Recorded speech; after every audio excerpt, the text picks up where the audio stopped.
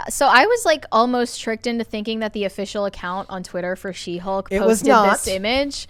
But it's actually a fan-made image from one of the promotional posters that says, "Sorry, incels, not all content is made for you." This is what I mean by women invading what used to be a traditionally men's space. I want you to picture this.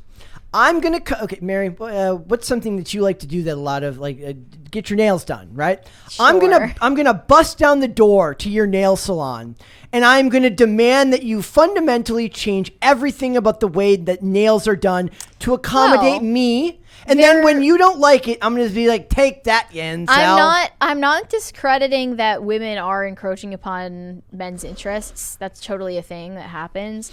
But in ways that I will not fully explain here and now on this show, men are also invading women's spaces. Are we talking about... You don't need to say what we're talking about, but I'm just going to put that out there. It's a two-way street. But that one's socially acceptable. It's a two-way street, Mary. okay?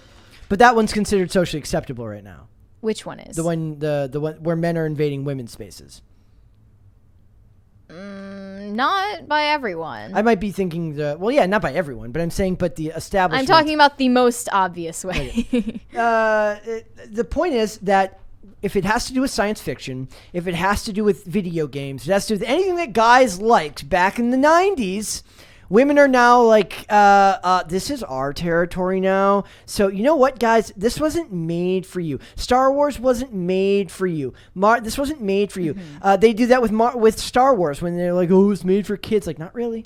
Not really. You know, interestingly, they're saying that men aren't connecting with She-Hulk as much because it's written from a female perspective. They're not connecting with it because it's awful. I don't think that it's written from a female perspective anyway. I think that women who have taste wouldn't like She-Hulk either because it's not funny, it's cringy, and it doesn't make any sense. Sorry, but nobody looks at a CGI twerking woman, and they're like, "This is what women want." If it is, they're looking at CGI She-Hulk ass twerking with Megan Thee Stallion, and they're like, "Yup, this is like what women like." It's almost insulting that they think this is what's catered to the female audience. It women with taste don't like that either. It's no person in their right mind would, right? So I have to wonder, who is this for? It's not for women, it's not for men, it's for lonely cat owning feminists who... Do they even like the MCU anyway? I don't think they do. It feels like bots. It feels like bots to me. Feels like bots run entertainment right now. They do. So I just... so this has, at the time, let's refresh and see if it's still... Also, I just saw this reply to the tweet that is, it's a green bench with a promo for She-Hulk on it that says, "Superheroes need a super lawyer. I go green, so you get green." And then they said, "I think the bench design is from a corporate perspective, and homeless people aren't connecting with it as much." Because it has the railings in the middle that stop homeless people from sleeping on it. These people are just... They're nuts. They're nuts, dude. You know what it is? It's too many critical theory classes. It's too many liberal arts classes in college that teach you how to... I remember the reading the thing about the college course on the phallic nature of Star Wars dogfights of battles in Star Wars. What? Literally only they read into it that way. Only it's all deconstructionism, right? They your life experience and whatever crazy life you've lived that brought you to that point that makes you see the world the way you do. The problem isn't that. The problem is then attributing that to how everybody else has to see it. One of the most legendary Kanye West lines is, "I do it for the dopeness." And I feel that more people need that energy, specifically in the entertainment business. Because I feel every type of content that is made today is... I don't know why I said today that weirdly, but let's proceed. Any type of content that's being made today is done basically for anything but the dopeness. Everything is, for my peeps, for this and for that. How about just doing shit because it's cool? You can't do that. You can't explore anymore. I actually made a long written post the other day. I was watching What are you, Dora? old episodes of the X-Files last night, and there's an episode in season 1 called Gender Bender. And it's now considered very offensive, but essentially the idea was like it has sex with you, and then it changes genders when it's done. I watched it because I was watching Banshee, and that has Amish. The Amish are a big part of that show, and I remembered this episode called about the kindred. Thank you. And I'm thinking about how offensive that episode would be considered now, right?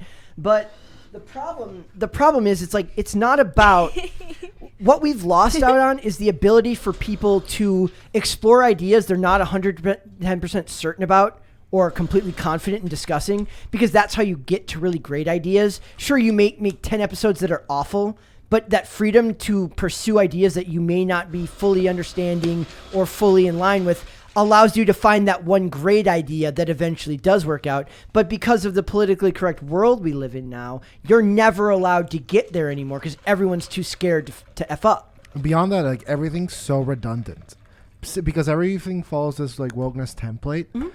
Well, that's what I'm saying. It's all been destroyed. Right. She's a lawyer and she's green and she's progressive. We're in space fighting villains while talking about LGBT rights.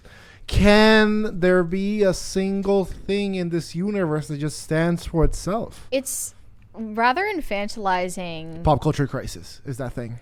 Boom. Drops mic, leaves. It's pretty infantilizing that you have to cater to women by showing that, you can only be a high-powered girl boss lawyer if you, in a fictional universe where you are a genetic mutant superhero.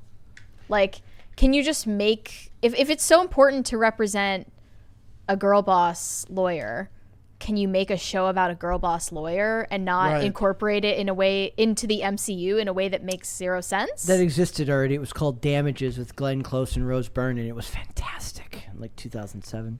Well, of course it was in 2007. Because you were a girl boss by default because you weren't a girl boss. Does that make sense? Because no one was thinking about it that hard. Everyone should go and watch Damages. It was really, really good. As much as Dane probably wouldn't want to see Glenn Close because that's too close to Meryl Streep.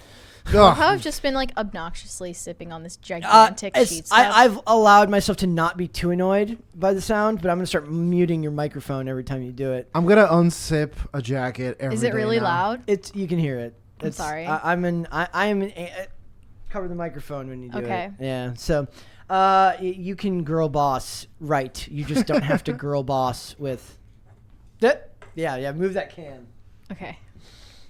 So I don't know. It's to me, there's a lot of them. The Closer, Major Crimes. The Closer was good. And Major Crimes was the follow-up show to that. Yeah, Major Crimes was also good. That lady. What happened? Major Crimes got some like, once it got to the last few seasons and I saw it like alt-right biker gangs. Well, and I'm like, yeah. But that Mary McDonnell, the lady from that show played the president's wife in Independence Day. Oh. Yes. There's a bunch of dope chick characters. And those were like, in that show, she's both a mom whose kids have moved out. She adopts a child who's like in the system because he's like a witness to a crime. She like kicks out. That was such a cool storyline. Her good for no act. Honestly, Rusty was the worst part of that show, but that's because he was super annoying. But she was the best part of it whenever she was on screen. I don't remember Rusty being annoying. He was in. If I could kick you're one, already about to throw something. If I could kick one character, the problem is if you kick him out of the show, the show makes no sense because it's such a huge part of it. But every time he's like, "Oh my god, Karen! Oh my god!" He's like, that's what he's like the whole time.